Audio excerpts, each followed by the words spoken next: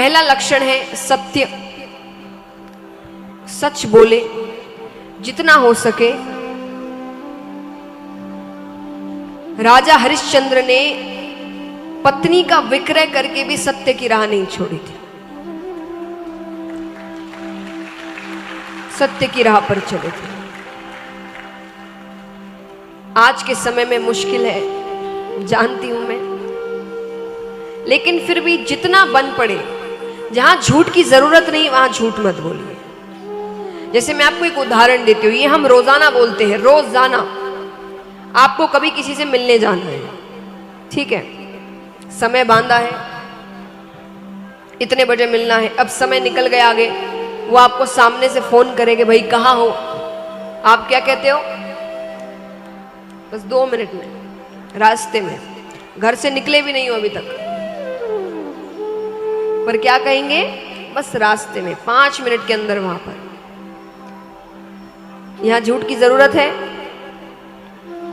क्या होगा? थोड़ा सा डांटेगा वो सामने वाला, सुन लेना, गलती तुम क्या करते हो, क्या समय दिया था, मैं कब से खड़ा हूं, सुन लेना थोड़ा। जहां झूठ की जरूरत नहीं वहां झूठ मत बोलिए। हाँ, कोई झूठ से कुछ अच्छा हो रहा हो, सबका भला हो रहा हो, वो झूठ तो भगवान भी माफ कर देते हैं, लेकिन जहां जरूरत नहीं वहां झूठ मत बोलिए। तो पहला लक्षण है सत्य। दूसरा लक्षण है दया, जो बिल्कुल नहीं है। हमारे सामने सामने गलत काम होते हैं, गलत कार्य होते हैं, हम मुंह फेर कर चले जाते हैं, ये कह करके हमें क्या करना है।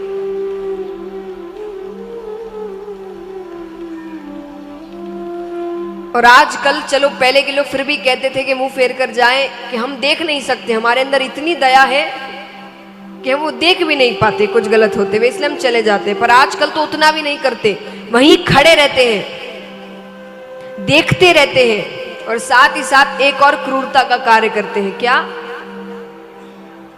वीडियो बनाते हैं। कोई तकलीफ में है, कोई चीख रहा है, कोई पीड़ा में है, और आप खड़े होकर वीडियो बना रहे हैं। कहां है दया, इंसानियत? हमसे अच्छे पशु हैं, वो ऐसा कोई कार्य होता देख तो पहले भागते हैं।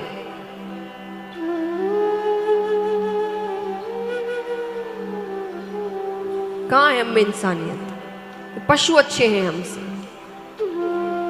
भगवान भी ऊपर बैठे सोच रहे होंगे किसको इंसान बना दिया, इसकी जगह उस पशु को इंसान बनाता तो ज्यादा अच्छा होता। मैं आपसे ये नहीं कहती कि आप अपनी जान को जोखिम में डालकर किसी की मदद करिए, नहीं, अपनी जान सबको प्यारी है। मैं देखिए ऐसी ही बातें करती हूं जो सब कर सके, जो आप में से 10 ही कर सके, मैं वो बातें ही नहीं कहती। 100 बैठे तो 90 कर सके, मैं वो बातें कहती। कोई अपनी जान जोखिम में नहीं डालता, लेकिन जहां सिर्फ आपकी एक आवाज करने से कोई गलत काम रुक सकता है, सिर्फ थोड़ा सा आवाज करने से। आपको दिख रहा है कोई क्या कर रहे हो और वो भाग जाएगा, लेकिन हम उतना भी नहीं करते। तो इतना भी नहीं करने वालों के लिए फिर भगवान दोनों को एक ही सजा देते हैं, कि जिसने पाप किया और जिसने पाप को होते हुए देखा, और वो काम कर सकता था सही पर उसने नहीं किया, पाप आपको भी उतना ही चढ़ेगा। तो जहां मदद कर सकते हो वहां मदद करो, सबसे निवेदन है। इंसान है, इंसान कहलाने लग सकते, इतना सोच विचार, पुण्य नहीं कर सकते, अच्छे काम नहीं कर सकते, हम सब कर सकते हैं। इतनी बुद्धि दी है भगवान ने हमें, फिर भी हम उस बुद्धि को गलत कामों में लगाए जा रहे हैं, दुरुपयोग करते जा रहे हैं उसका। तो दूसरा लक्षण है दया। तीसरा लक्षण है पवित्रता।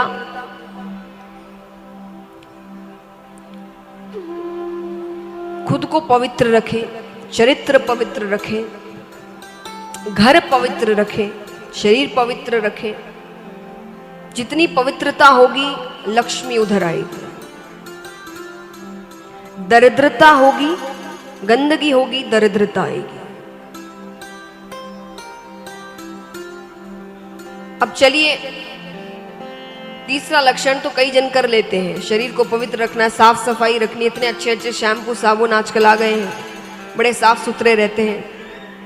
पर शरीर जितना साफ सुथरा, मन उतना ही गंदा, उतना ही काला।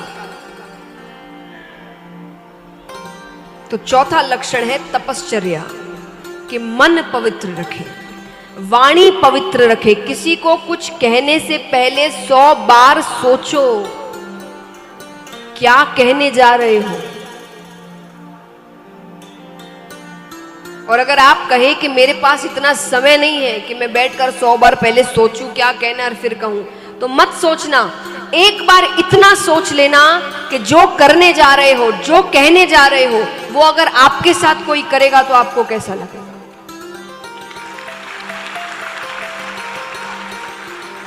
और अगर मन से आवाज आए कि मुझे तो अच्छा नहीं लगेगा, मुझे बड़ा क्रोध आएगा, मुझे दुख पहुंचेगा, तो दूसरे के साथ भी मत करना।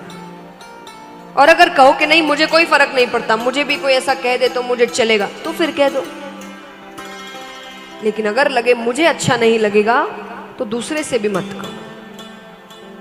मन सबके एक होते हैं, दुख सबको उतना ही पहुंचता है। कहते ना कि कोई अमीर घर का है और कोई बहुत गरीब है, दोनों को एक एक थप्पड़ मारो, दर्द दोनों को एक ही होगा। ऐसा नहीं अमीर को बहुत ज्यादा होगा और गरीब को समझ ही नहीं आएगा कि कुछ लगा भी है। थप्पड़ मारोगे दोनों को उतना ही दर्द होगा। ये नहीं है कि आप बड़े हैं या आप ऐसे हैं आप वैसे हैं इसलिए आपको कोई फर्क नहीं पड़ता, वो छोटा है तो कुछ भी कह दो, नहीं, तकलीफ दोनों को एक ही होती है। तो चौथा लक्षण है तपश्चर्या। पांचवा लक्षण है तितिक्षा, यानी भगवान जो भी दे उसे प्रसाद समझकर ग्रहण करो। वो सोच समझ कर देते हैं। जैसा मैंने कल कहा था आपसे, भविष्य हमने नहीं देखा, उन्होंने देखा है। भगवान कहते ना अर्जुन से गीता जी में कि तुम्हें जो अभी चल रहा है उसका अंत क्या होगा नहीं पता, कि भविष्य में क्या होगा तुम्हें नहीं पता, और मुझे जो शुरू भी नहीं हुआ उसका अंत क्या होगा ये भी पता है। तो जैसा कह रहा हूं वैसा करो। मैंने सब देखा है। तो वो जो करते हैं आपके अच्छे के लिए करते हैं, सोच समझ कर करते हैं। जीवन में कोई नहीं उतारता उसे। थोड़ा सा दुख आ नहीं गया कि भगवान पर चिल्लाने लग जाते हैं। ये तो पिक्चर देखकर आजकल नया नया मंदिर जाकर चिल्ला कर आना। अरे उन्होंने जो किया है सोच समझ कर किया है, आपके अच्छे के लिए किया है, आपको अभी समझ में नहीं आ रहा। इसलिए जो होता है अच्छे के लिए। मैं आपको बहुत अच्छा प्रसंग, एक बार अकबर और बीरबल दोनों सैनिकों के साथ सबके साथ शिकार खेलने जाते हैं। तो शिकार खेल रहे हैं, बीच में कुछ कार्यवश वो तलवार निकालते हैं। राजा अकबर तलवार निकालते हैं तो उनका अंगूठा थोड़ा कट जाता है, उंगली अंगूठा कट जाता है, कट जाता है। अब राजा का अंगूठा कट गया, खून निकल रहा है। राजा तो बौखला उठे, औषधियां मंगाओ, ये करो वो करो, मुझे तकलीफ हो रही है, दर्द हो रहा है, खून निकल रहा है। बीरबल ने कहा महाराज आराम से, कोई बात नहीं, जो होता है अच्छे के लिए होता है। राजा ने कहा कि मुझे इतनी चोट लगी है, मुझे इतनी तकलीफ हो रही है, और मेरी मदद करने के बजाय ये कह रहा है कि जो होता है अच्छे के लिए होता है। राजा को क्रोध आ गया। राजा ने सैनिकों से कहा कि इसे वापस राज्य लेकर जाओ और पूरी रात इसे कोड़े मारो और सुबह फांसी पर चढ़ा दो, क्योंकि जो अपने राजा का नहीं हुआ, इसे राजा की तकलीफ नहीं दिख रही, वो और किसी का क्या होगा। तो सैनिक लेकर चले जाते हैं। यहाँ राजा जा रहे हैं, बीच रास्ते में भटक जाते हैं, तो कुछ आदिवासी उन्हें उठाकर ले जाते हैं,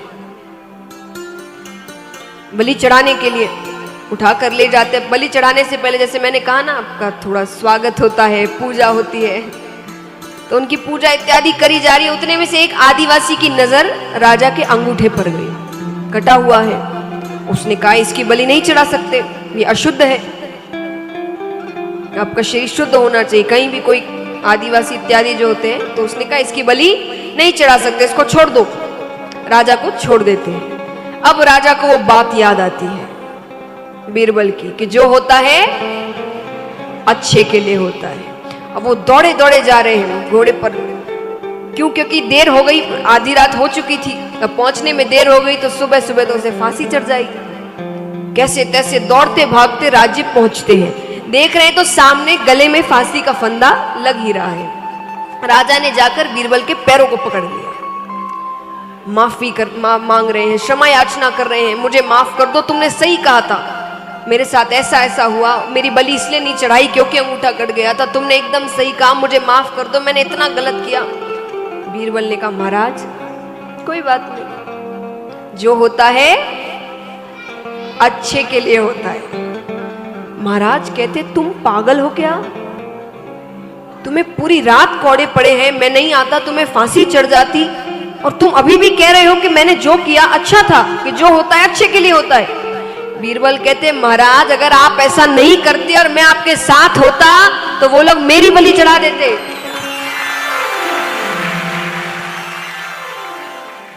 तो जो होता है